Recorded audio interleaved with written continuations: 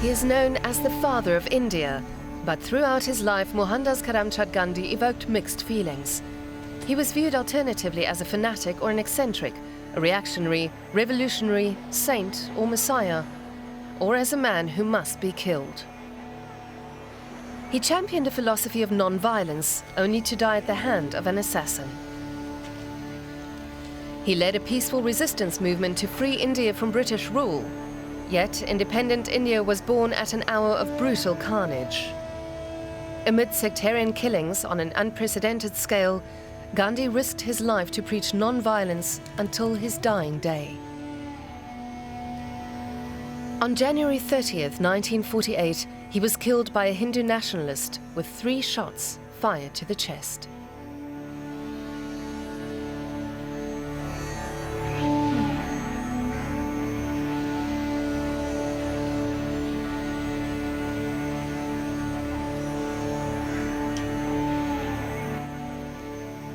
In 1931, Gandhi was interviewed by an American journalist. If England does not grant your demands, are you prepared to return to jail again? I am always prepared to return to jail.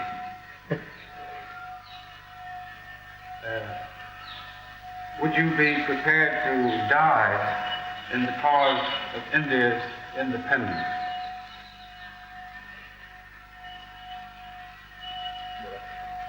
It is a bad question. The late brother of Gandhi's assassin was jailed for almost 2 decades. At the time of our interview, he was 85 years old and recalled every detail of the plot. I am Gopal Godse, brother of Nathuram Godse. Nathuram Godse was the one who assassinated Gandhiji, then known as Mahatma Gandhi.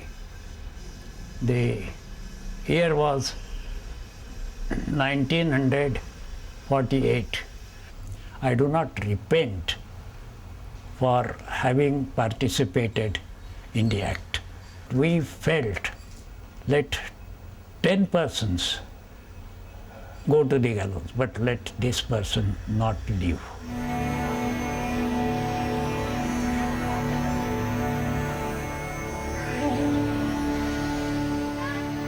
In the Indian capital, Delhi, there are several sites dedicated to the memory of the man to whom the poet Tagore gave the name Mahatma, great soul. The Samadhi, the site where Gandhi's body was cremated on a funeral pyre of sandalwood in accordance with Hindu funeral custom. The National Gandhi Museum.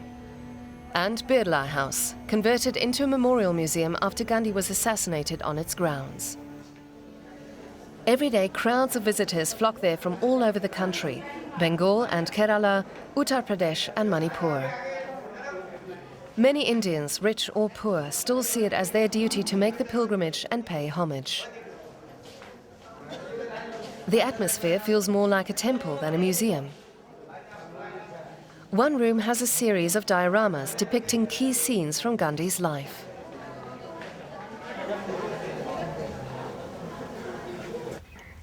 Visitors remove their shoes to approach the spot where the Mahatma fell to the assassin's bullets.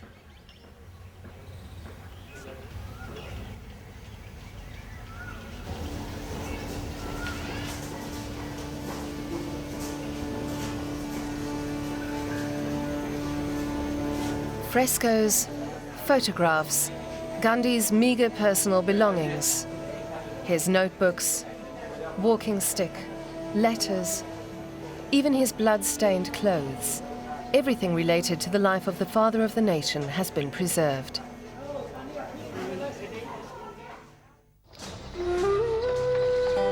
When Mohandas Karamchand Gandhi was born in 1869, India was firmly under Britain's imperial yoke. Like his father, he seemed destined to serve the ruling powers.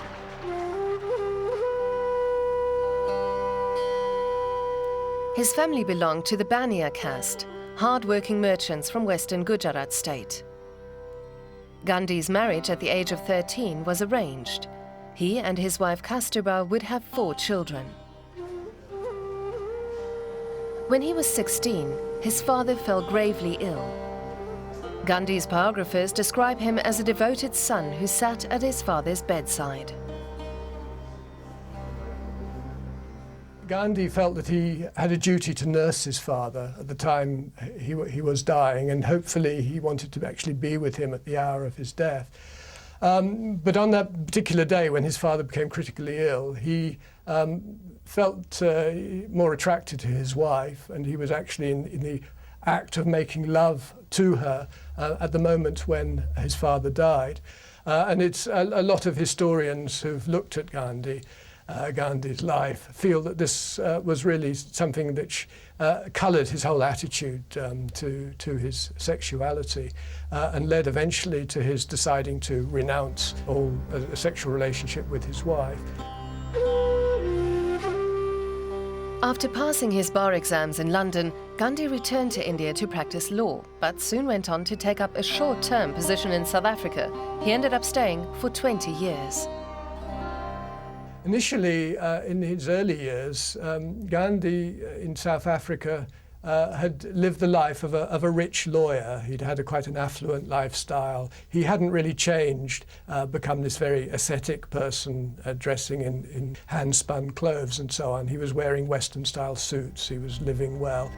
But then, on a train journey to Pretoria, a white passenger objected to Gandhi's presence in a first-class carriage. And though he had a first-class ticket, he was thrown off the train. He resolved to stay and fight for Indian equality in South Africa.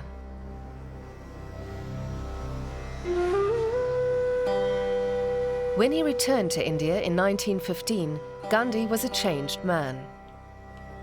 The barrister had become a political activist. Trading his English suit and tie for a dhoti, the traditional dress of the Indian poor, he set out to familiarize himself with the social problems in his homeland, traveling by train across the country, always in third class. The movement for Indian independence was gaining momentum. Gandhi addressed crowds in every town and village he visited. He spoke of human dignity, justice, and independence.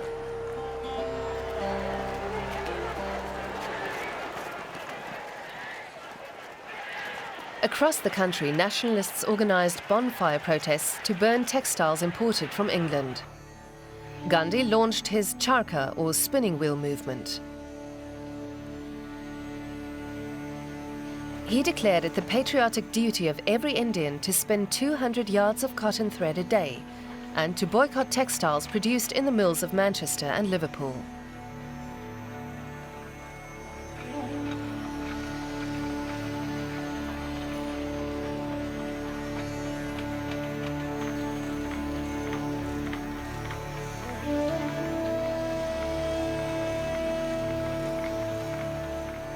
But it did become a symbol of a commitment to the nationalist cause, to every morning to sit down and to get out your spinning wheel and to spin your cotton thread. And they became very skillful at it. You know, they would spend hours every day doing this. And Gandhi saw this as something which was almost a spiritual task of spinning, you know, for the good of the nation. In 1930, Gandhi led the 3-week Salt March, walking 358 kilometers to the village of Dandi on the Arabian Sea, where he defied the British salt monopoly by lifting and auctioning off a fistful of salt. Gandhi and his followers were arrested, but it was a victory for the man who Churchill contemptuously called the half-naked fakir. Coverage of the march captured the world's attention.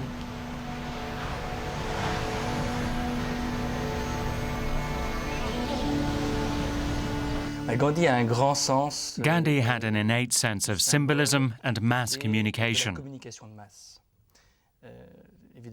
This seems like a contradiction, paradoxical for a man who came across as an ascetic, as someone who renounced worldly things in search of spiritual salvation.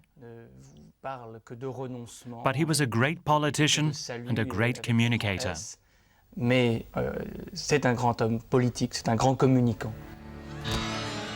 Gandhi's weapons were civil disobedience and non-violent resistance. The British countered with truncheons. Colonial repression was often brutal. Prisons were full.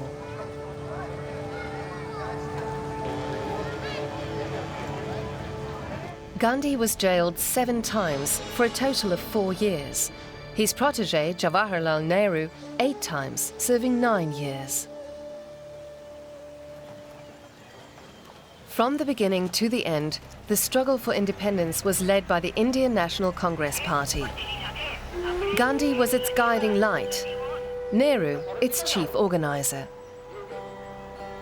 The two men shared a deep bond, even if they didn't always see eye to eye. Gandhi, from a traditional merchant family, now an ascetic clothed in a dhoti. Nehru, the anglicised Brahmin, well-dressed and elegant, with ideas rooted in socialism. Somebody like Nehru, who embraced socialism in the 1920s, Gandhi was prepared to tolerate that because he believed that Nehru would always basically be loyal to him. So that he gave Nehru a sort of certain amount of rope, you could say, to go his own way. But Gandhi would always be holding it and able to draw him in whenever he felt, he was going to too great an extreme. And Nehru, well, he knew, that it was in his interest to keep in with Gandhi, but he also had a genuine affection for Gandhi. Nehru's own father had died in 1931. And in many respects, you can see Gandhi as sort of as taking over that position of the father figure for Nehru. And so that they do have a very close relationship, despite their differences. The two men were very different, not least in their views on religion. Nehru was a self-professed atheist, something rare in a country where refusing to express religious belief is a taboo. Gandhi was deeply religious. He began each meeting with prayers. Life in India is permeated by the values of Hinduism, which assigns a person's caste on the basis of birth.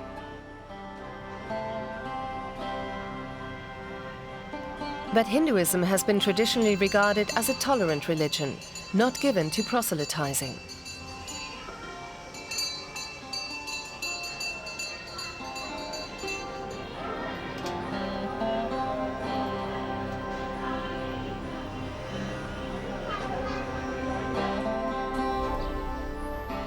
Islam had expanded under the reign of the Mughal emperors in northern India to become the country's second largest religion.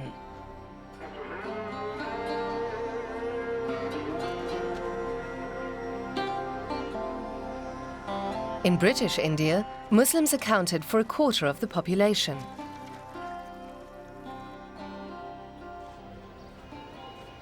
After the country's partition in 1947, that number dropped to 12%.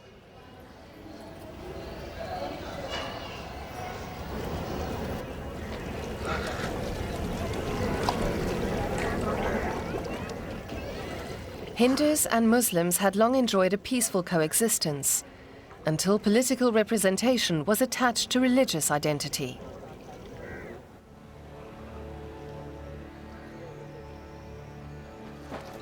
The Muslim League emerged as a political force in the 1930s, with the aim of protecting the interests of Indian Muslims. But a new goal emerged: the creation, after Britain's withdrawal from India, of a Muslim nation, Pakistan, or Land of the Pure. The party was led by Muhammad Ali Jinnah, who'd known Gandhi for years. Both Gandhi and Jinnah came from Gujarat. They were Gujarati-speaking people. They were both lawyers who'd been educated in London, had received their legal training there. So in a way, they had a lot in common. But unfortunately, they came into very sharp conflict quite early on after Gandhi returned to India. In 1944, Gandhi went to meet Jinnah at his private residence in Bombay. Over the course of almost 3 weeks, Gandhi tirelessly tried to dissuade Jinnah from his plan for a Muslim Pakistan. He assured him that Muslims would have an honourable place in a secular and democratic India. He even offered him the post of Prime Minister in independent India's first government.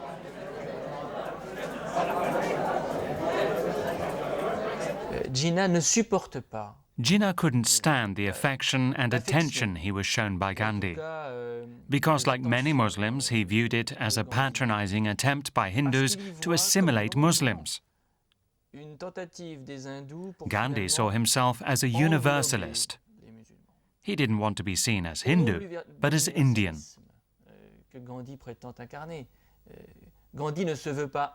Yet everything about his style, his dress, was typically Hindu. His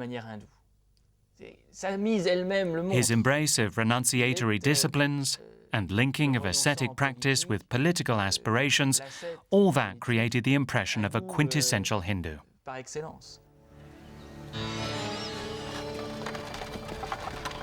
Shimla, the summer capital of British India.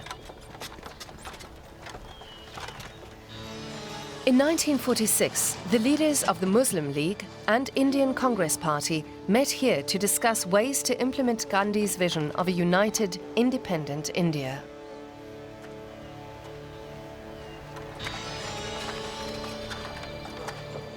Nehru's knack for diplomacy failed in the face of Jinnah's intransigence. After 3 weeks, the talks broke down. Jinnah's campaign centered on a single topic. Congress was a Hindu party with a Hindu leader. If Hindus won the first elections after independence, Muslims would face assimilation and oppression. To survive, they needed their own state, Pakistan. So in 1946, he decides to take the matter to the streets. Jinnah had been a strictly constitutional politician before then. He'd been loyal to the British. He hadn't ever been involved in civil disobedience campaigns. He'd never adopted the sort of tactics that Gandhi had adopted. But in 1946, in August 1946, he decides to take the issue to the street. He's going to show the power of Muslims in India, and he has the Direct Action Day. Jinnah's call for a Direct Action Day on August 16, 1946, in support of the demand for Pakistan, sparked an eruption of harrowing violence in Calcutta. 5,000 people were massacred and 20,000 wounded. Most of the victims were Hindu. That led to retaliatory attacks by Hindus against Muslims elsewhere. Reprisal killings spread across northern India. Entire families were slaughtered.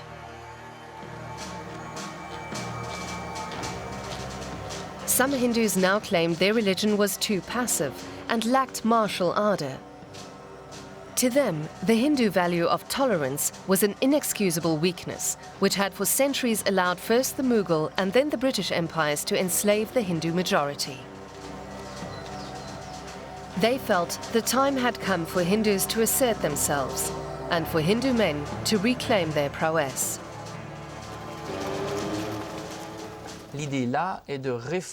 They wanted to reform Hinduism and boost Hindus' moral and physical strength. In every town and village where the movement had a local chapter, activists convened mornings and evenings for ideological training and physical drills to prepare to fight Muslims who were once again the enemy.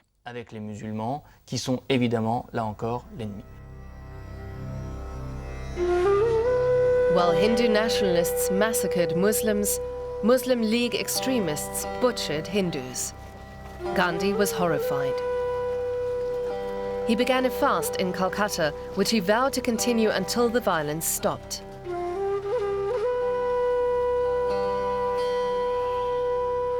He refused to relinquish his vision of an India where the two communities could live in friendship and peace. And Gandhi was watching all this. He was doing his best. He went to East Bengal. He walked around the villages where the Muslims had massacred the Hindu landlords. And he talked to the Muslims. He really put his life on the line. He went without any protection, just a few of his followers walking on foot. And he managed to persuade the Muslims there that it was not right to do this. As he walked, people would throw glass pieces on the way. They would throw excreta in his path. And his answer to that was to even remove the very simple sandals which he used to wear in order to walk and start walking barefoot. This had a tremendous moral impact, and the parallel that we like to draw is between in the Christian tradition, the crucifixion of Christ, that is suffering for humanity, tormenting the flesh in order to make the moral appeal. And then there is other retaliation by Muslims in East Bengal, where they're in the majority. They turn on Hindus and attack them, massacre many. Then Hindus in Bihar turn on the Muslims, and again they do the same in UP. And then in the Punjab, we see the Muslims retaliating by attacking the Sikhs and killing a lot of Sikhs in March 1947. So the whole thing is blowing up in a way that's becoming really completely uncontrollable. In March 1947, Lord Louis Mountbatten arrived in Delhi. As the last Viceroy of India, he'd been tasked by the British Prime Minister to negotiate an exit deal with Indian leaders. Mountbatten appeared bent on hastening the end of imperial rule and soon came to favour the option of partition. Gandhiji said again and again, leave India to anarchy, but don't partition it. We will sort it out. Once you are gone, then we will see how to do it.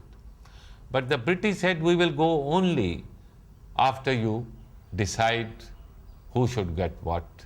And that is how partition became absolutely inevitable. So Gandhiji went to the extent of saying that partition could only take place on his dead body.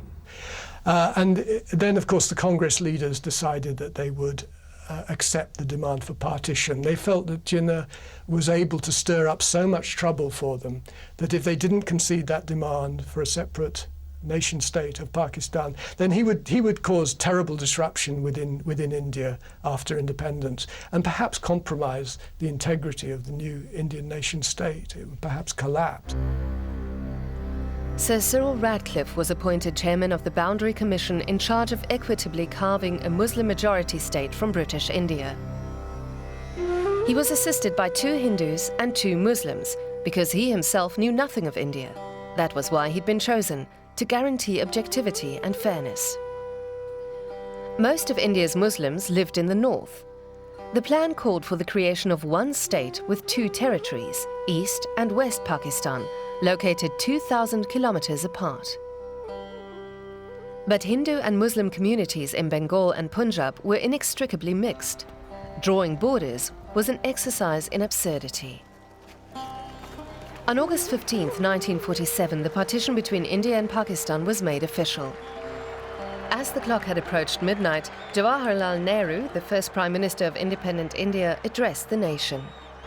Long years ago, we made a tryst with destiny, and now the time comes when we shall redeem our pledge. At the stroke of the midnight hour, when the world sleeps, India will awake to life and freedom. But the very morning after independence celebrations, Hindus in Pakistan and Muslims in India began to flee their homes. Muslims headed for Pakistan, while Hindus set off for India.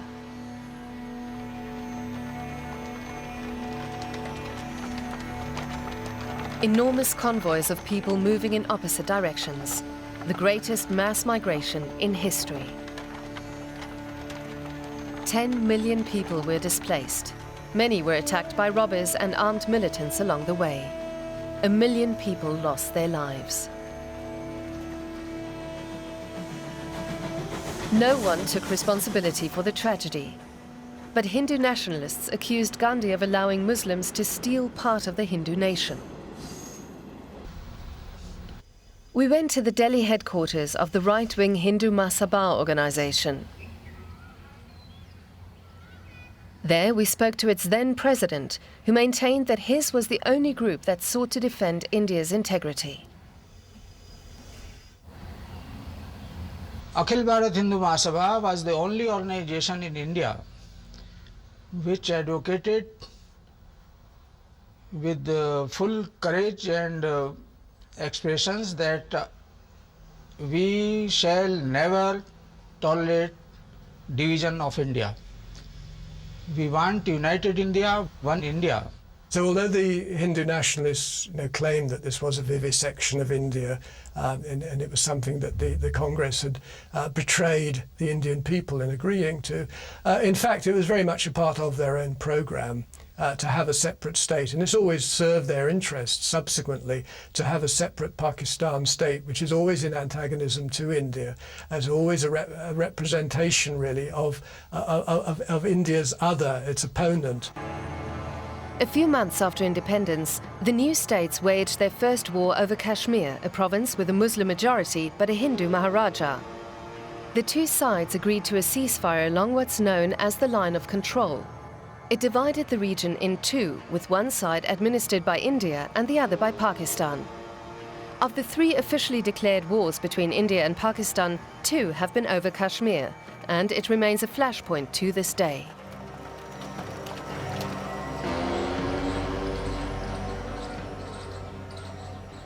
On September the 9th, 1947, Gandhi moved into the Delhi home of his friend, the industrialist and Congress Party supporter Ghanshyam Das Birla. In January of the following year, Gandhi began another indefinite fast, saying he would only eat if he saw a plan to stop the continuing violence.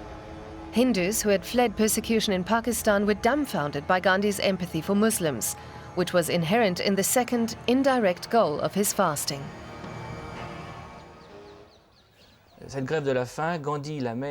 Gandhi's hunger strike was also aimed at forcing the Indian government to release Pakistan's share of assets from the treasury of British India.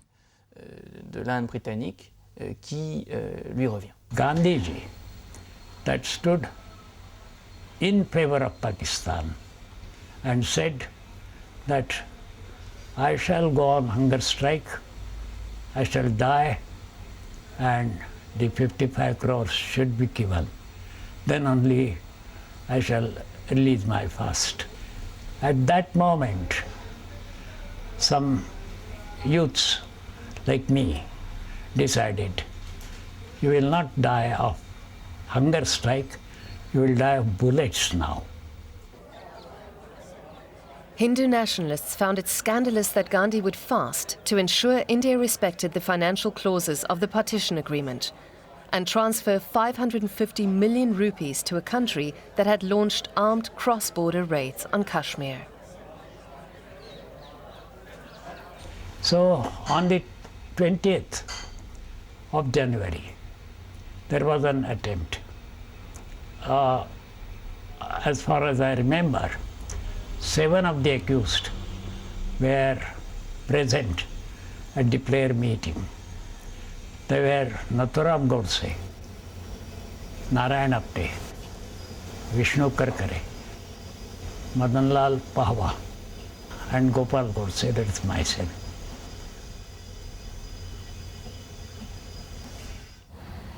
The attack of January 20th was botched. Gopal Godse was unable to reach the window from which he planned to fire his gun. He hadn't thought of bringing a ladder. So I tried from the window. I could not reach my hand also. It was so high, even inside. So that was for half a minute or so. So I just came out. Saranlal asked to ignite a gun cotton slab near the boundary wall. He did it. Then he was caught by the police.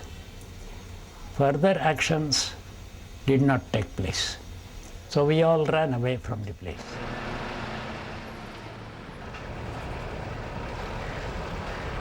The group fled back to Pune to plan a renewed attack. Their accomplice, who'd set off the homemade bomb, was arrested. Under interrogation, he revealed the names of his co-conspirators. Even now, there is debate in India as to why police failed to apprehend the men for 10 days.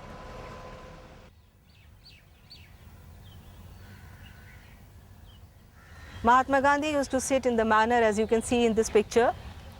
This was taken on 29 January on the eve of his passing away.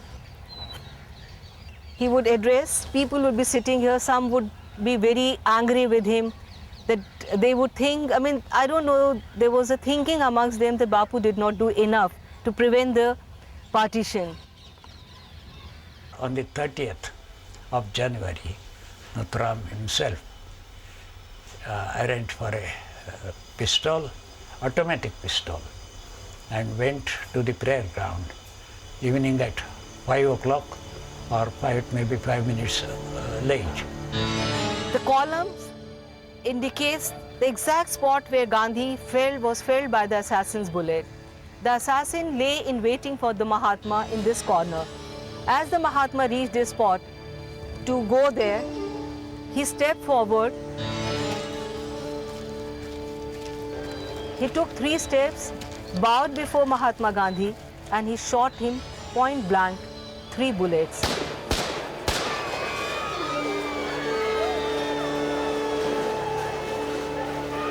And if you see the photograph of Mahatma Gandhi with the bullets, it's almost, you know, it looks like a garland. It's almost in a semicircle. The assassin garlanded Mahatma Gandhi with bullets, and I think at that one moment, Mahatma Gandhi rose from the ashes, from the earth, and he became larger than life.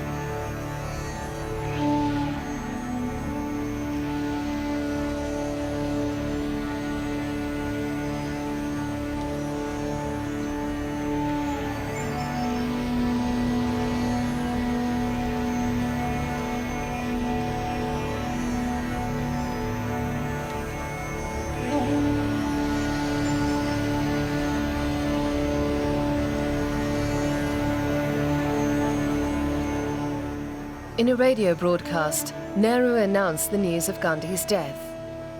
The light has gone out of our lives, and there is darkness everywhere.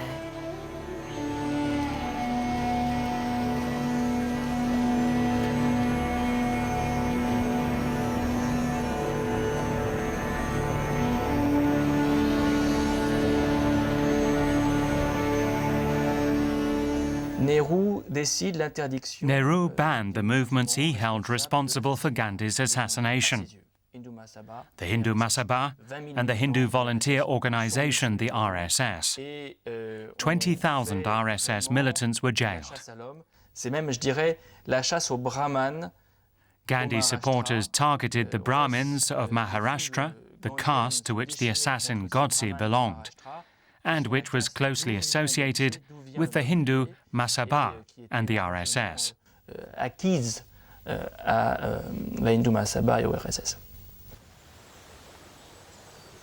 The trial of Gandhi's assassins was held at the Red Fort, a highly symbolic location. It was there that Nehru had made his first speech to independent India, and to this day, the Prime Minister addresses crowds from the Red Fort on Independence Day. India is a democracy. The defendants had the right to a fair trial. The trial at the Red Fort offered Nathuram Godse the perfect platform to air his views. He refused legal defense, and though he had lawyers, he pleaded his own case. He stated that he had owed it to his Hindu faith and the Bhagavad Gita, which justified violence. He said he had been compelled to take action for the nation of Hindus, which Gandhi had betrayed. He needed to rid the nation of this man who persisted in weakening India's stance vis-à-vis Pakistan. He described the assassination as a salutary act undertaken in the public interest, not the rash deed of a lunatic, but rather a deed motivated by political realism, which had been well thought out and planned. On the 10th of February 1949, the judgment was there. Nathuram Godse, Narayan Apte were hanged. Madan Lal Pava, Vishnu Karkare, and myself were sentenced to life. Amid a resurgence of fundamentalism in India, nationalist groups like the Hindu Mahasabha are enjoying a revival. At its Delhi headquarters, there is a statue of its late leader, Vinayak Damodar Savarkar, a contemporary of Gandhi's and a nationalist, but one with a very different ideology. Savarkar spawned the idea of Hindutva, or Hinduness, a concept that inseparably links the Hindu and Indian identity. Nathuram Godse himself said that I have murdered Gandhi. Take me for arrest. There is no question. Nathuram Godse belonged to Hindu Mahasabha, no doubt, but Hindu Mahasabha was not belong to Gandhi murder. This is the decision of High Court. Hindu Mahasabha has no part in the murder of Gandhi. There was a very close link between the leader of the Hindu Mahasabha and the assassin, the main assassin and the main organizer of the conspiracy of the Mahatma. And Nathuram Godse had been a close associate of Savarkar for at least a decade before the assassination. And this man, Savarkar, was directly involved, not just ideologically or inspiring, but directly involved in the conspiracy to murder Mahatma Gandhi. Savarkar in a group photo with the conspirators. He was also arrested and tried, but denied all charges and was acquitted.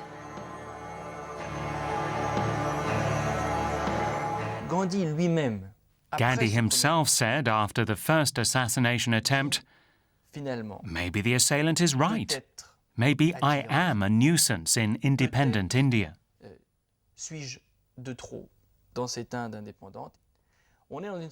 This is the classical Greek tragedy in its purest form, where victim and assassin have a secret understanding. Gandhi felt deep despair. His method and his cause had failed. Despite his efforts, violence between Hindus and Muslims continued, and despite his efforts, India was fractured in two. What use was he alive now? Gandhi had envisioned an independent India that was self-sufficient and predominantly agrarian. Nehru's approach was more grounded in economic reality. He aimed to combat economic stagnation and dire poverty with state-centered planning and industrialization that relied on domestic industry. After independence, Nehru went all out for modernization of India, economic modernization, in developing large-scale industries, in building large dams, which he described as the new temples to India, which would replace the older temples. It's difficult to know how Gandhi would have responded to this had he been alive after 1948. And it's likely that Gandhi and Nehru would have come into some conflict over this, because Nehru didn't really put very much into trying to maintain the Gandhian economic program. To this day, Gandhi disciples gather on Fridays to spin cotton at his cremation site. The same hand wheel, the same motions as back then, when cotton was spun to create the basis for economic independence.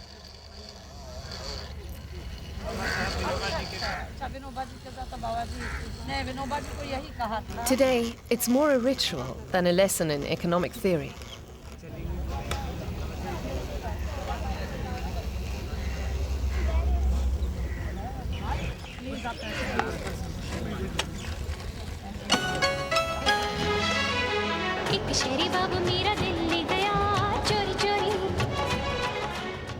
Gandhi's principle of self-sufficiency did prevail until the early 1990s. Measures like high tariff walls and exchange rate management protected domestic industry from foreign competition.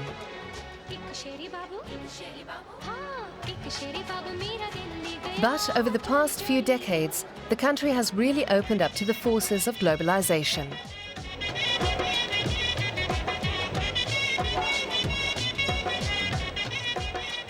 A growing middle class shops at new malls. Are these the temples of India today? If Gandhi returned to India today, he would be aghast to see how far the country, particularly the middle class, has succumbed to Western consumerism. He preached the importance of self-sufficiency for each village, the defense of the weak, and a form of asceticism according to such dictates as don't consume more than you need, respect nature. There was a clear environmental subtext to Gandhi's message.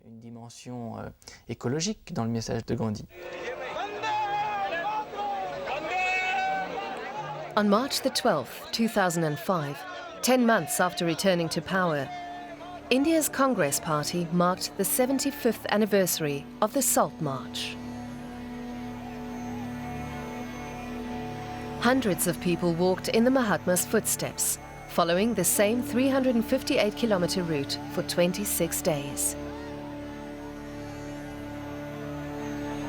Marchers donned traditional white khadi clothing made of homespun cotton and the iconic Gandhi cap.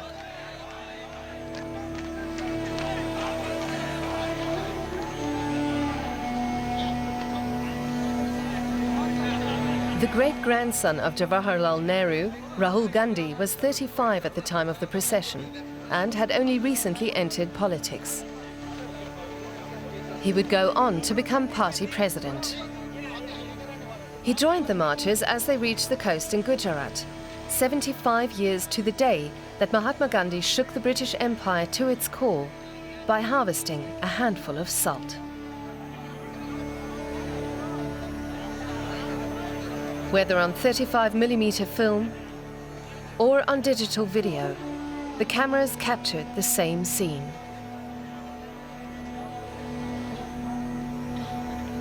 Globalization has swept aside many of Gandhi's principles, but the Mahatma's fundamental message has endured, a message that speaks of the power of peace, forgiveness and freedom, and can transcend even the hatred that killed him.